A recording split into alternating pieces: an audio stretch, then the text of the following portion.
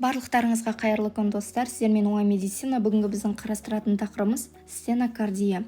Жалпы стенокардия дегеніміз бұл тәж артериясының атеросклерозбен ауыратын адамдарда тыныш күйде миокардтың қысқа мерзімді ишемиясына байланысты пайда болатын ауырсыну синдромы. Жалпақ тілмен айтқанда стенокардия кенеттен пайда болады, яғни ойда жоқта пайда болады да, бірақ сонымен қатар тез жойылатын кеуденің ұстама ауруы. Бұл синдроммен ауыратын науқастарда бірнеше белгіні есте сақтау керек, яғни бұл ауырған жерінің орнын, локализациясын, ауырғандықтың таралу бағытын, ауырғандық белгінің сипатын және де оның ұзақтығын, және де осы ауырғандыққа осы синдромды басатын факторларды есте сақтау керек. Және де осы стенокардияда ауырғандықта көбінесе осы төс арты маңы және де сирек жағдайда төстің сол жақ шетінде орналасуы мүмкін. Жалпы стенокардияда бірінші қан ағымының төмендеуі болады, содан кейін оның әсерінен жүрек бұлшықетінің ишемиясына, сосын жүректе оттегінің жетіспеуі туындап, сосын жүрек тұсында ауырсыну болады. Яғни боль в сердце осы адамның науқастың жаңағы төс аймақтарында, осы жүрек аймағында ауырсыну сезімі болады. Жалпы клиникалық көріністеріне қарай қазіргі таңда ең жиі кездесетіні тұрақты стенокардия болып табылады. Бұл 70% стеноз болған жағдайда тұрақты стенокардия деп қарастырады. Суретке назар аударатын болсаңыздар, бұл сау артерия мен атеросклерозға толы артерия берілген, яғни тәж артериясы. Бұлар тұрақты стенокардияда осындай жағдай болады. Тәж артериясы атеросклерозға ұшырайды. Көбінесе осы физикалық жүктеме түскен уақытта осы жүрек жағы интенсивті тұрғыда жұмыс жасау керек, яғни қарқынды жұмыс жасау керек. Жүрекке оттегі мен қан керек болғасын қарқынды жұмыс жасауға тырысады, бірақ жұмыс жасау процесі жай жүргесін науқастың кеуде аймағында ауырсыну болады. Және де жалпы осы тұрақты стенокардия бір немесе одан да көп тәж артерияларының атеросклерозы болып табылады. Келесі бір себеп бұл жүрек бұлшықеттерінің қабырғаларының қалыңдауы болып табылады. Еске түсіре кететін болсақ, жалпы жүректің 3 қабаты болады: эпикард, миокард және эндокард. Тәж артериясы осы эпикардқа келіп қан құяды. Миокард қалыңдаған жағдайда, яғни қабырғасы қалыңдаған жағдайда эндокардқа жетпей, яғни қан ағымы төмендеп кетеді. Субэндокардтық ишемия дамиды, яғни эндокардқа қан жетпейді, сондықтан да субэндокардтық ишемия дамиды.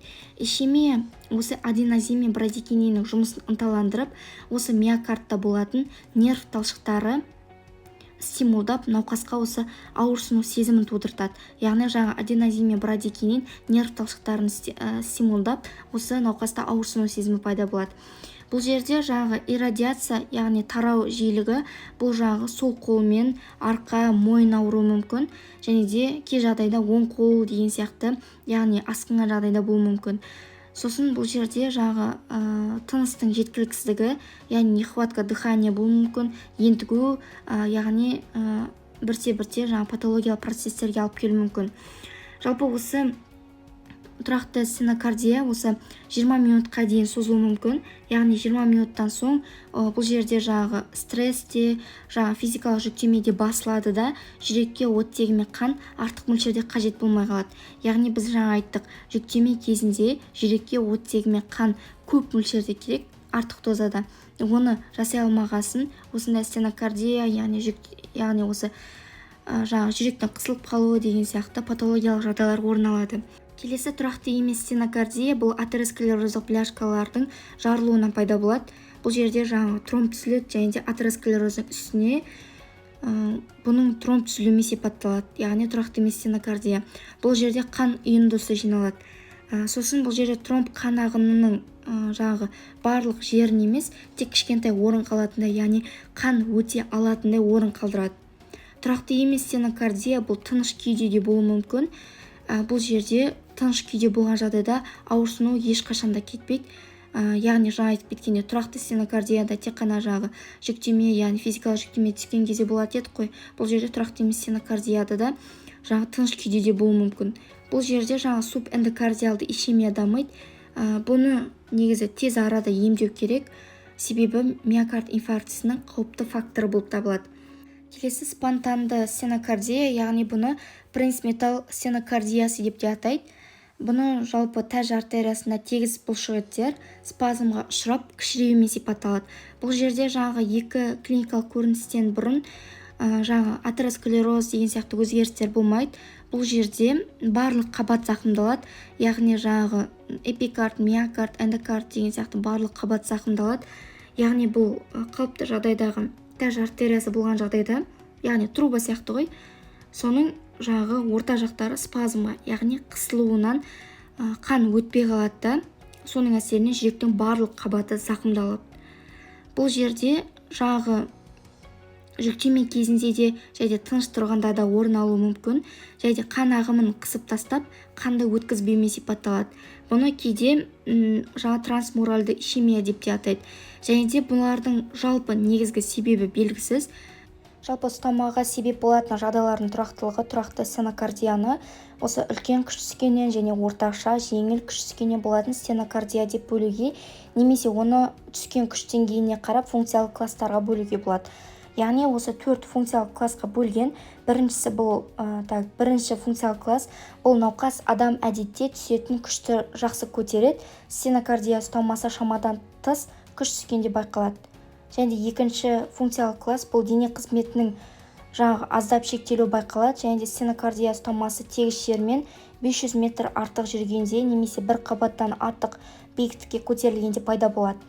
Және де үшінші функциялық класс, бұл жаңағы әдеттегі дене қызметінің анағұрлым шектелуі, яғни стенокардия ұстамасы қалыпты жылдамдықпен тегіс жермен 100-500 метр жүргенде бір қабат биіктікке көтерілгенде пайда болады. Және де төртінші функциялық класс, бұл стенокардия денеге шамалы күш түскенде және тегіс жермен жүргенде 100 метр аз қашықтыққа пайда болады. Стенокардия ұстамасы тыныш күйде де болуы мүмкін. Келесі қосымша тексеру әдістері, бұл қосымша тексеру әдістеріне ЭКГ-ны тыныш күйде тіркеу, және де стенокардияның ұстамасы кезінде тіркеу және ұзақ мониторлы бақылау болып табылады. Және де күш түсіру сынамасы, фармакологиялық сынама, эхокардиография, коронароангиография және де позитронды эмиссиондық томография, яғни ПЭТ деп аталады. Бұның жаңағы МРТ-дан айырмашылығы, бұл ПЭТ-та жаңағы адамның денесін бастан аяқ полный түсіретін томография болып табылады. Ал МРТ-да белгілі бір мүшені түсіреді. Және де ЭКГ-да осы тұрақты және де тұрақсыз стенокардия кезінде эсто сегментінің депрессиясы болады, яғни эсто сегментінің төмен түскенін ЭКГ-да байқауға болады. Келесі спонтанды стенокардия кезінде эсто сегментінің элевациясы, яғни бұның керісінше стенокардиядан керісінше бұл жерде жаңағы эсто сегментінің жоғары көтерілуін байқауға болады. Бұның жалпы стенокардияның емі бұл дәрімен, яғни осы медикаментозды емде бұл антиангиналды препараттар, яғни осы нитрат, бета-адреноблокатор, кальций антагонисті препараттары қолданады, және де антикоагулянттар, антиагреганттар, соның ішіне осы аспиринді және гиполипидемиялық препараттарды, никотин қышқылын, лавастатинді, сонымен қатар осы хирургиялық жолмен де емдеуге болады.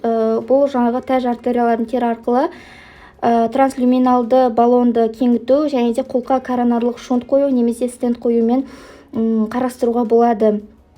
Және де осы стенокардия ұстамасын тоқтату үшін нитрат тобының ішінде нитроглицеринді қолданады, яғни бұл 5 ұзақтығы бойынша, яғни 5-10 минут ұзақтықта болатын болса, нитроглицериннің 0,15 миллиграмын, яғни 2-1 таблетка немесе 1 таблетканы тіл астына салады.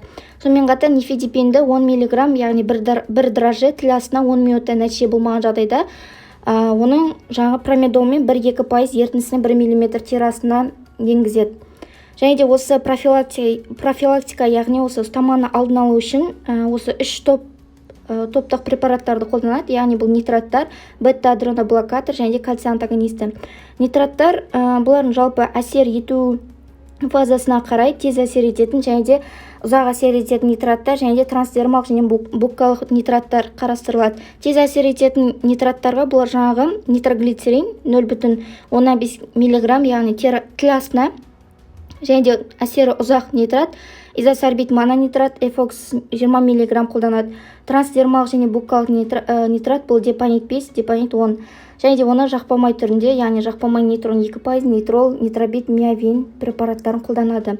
Келесі бета-адреноблокаторлар, бұлар жалпы осы стенокардия кезінде не үшін қолданылады деген сұраққа жауап беретін болсақ, бета-адреноблокаторлар жалпы симпатикалық нерв жүйесінің белсенділігін азайтады. Оның өзі миокардтың жиырылғыштығын және қан қысымын төмендетеді. Жүректен айдалатын қан көлемін азайтып тастайды да, соның нәтижесінде миокардтың оттегін қажет етуі азаяды. Және де бета-блокаторлар кардиомиоциттерді катехоламиндердің зақымдаушы әсерінен сақтап қалады да, кардиопротекторлық әсер көрсетеді. Және де осы бета-адреноблокаторлардың осы 5 түрі бар. Яғни бұл біріншісі кардиоселекциялы ішкі симпатикалық белсенділігі жоқ. Бета-1 блокаторларға жаңағы атенолол, метопролол, талинолол деген препараттар жатады. Және де оған керісінше белсенділігі бар бета-1 блокаторларға бұлар ацебуталол, және де кардиоселективті емес, бұның белсенділігі жоқ. Бета-1, 2 блокаторларға жаңа пропранолол, надолол және тимолол деген сияқты препараттар жатады. Бұлардың жалпы өзінің осы атап айтқандай 5 түрі болады. Және де келесі кальций каналдарының блокаторлары жалпы 3 топқа бөлінеді. Бұлар фенилалкиламиндер өнімдері, верапамил, және екіншісі дигидропиридин өнімдері, бұған нифедипин, және де бензотиазепин өнімдері, дилтиазем, дилзем, кадрил деген сияқты препараттар жатқызылады. Бұлар кальций каналдарының блокаторлары жалпы жаңағы спонтанды стенокардия кезінде, стомаса кезінде осы препараттарды енгізеді. Кальций каналдарының блокаторлары жалпы осы жасушада кальцийдің концентрациясын азайту арқылы осы бұлшықеттегі актин мен миозиннің өзара әрекеттестігін төмендетіп, осы салалы бұлшықеттің, яғни оның ішінде болатын тамыр қабырғаларындағы салалы бұлшықетті босаңсытып жібереді. Олардың эндотелий жаңа кеңіту факторы арқылы вазодилациясы тудыруы мүмкін. Кальций антагонистері қан түйіршіктерінің ең алдымен тромбоциттердің агрегациясын төмендете отырып, антиагрегациялық әсер көрсетеді. Бұның ішінде бензотиазепин препараттарының ішінде дилтиазем препараты осы күшті стенокардиясында және де осы спонтанды стенокардияда артериялық гипертензия кезінде қолданады. Бұның жалпы дозасы 180-360 мг тәулігіне күніне 3 рет қабылданады. Және де осының ішінде нифедипин препараты жүйелі артериялық гипертензияда және де өкпе артериясының гипертензиясы кезінде төмендетуге қатысады. Нифедипинді жалпы 10-20 мг күнге 4 рет береді. Және де осы жүрек ишемиялық ауруында және вазоспазмдық стенокардияда осы нифедипин тағайындалады.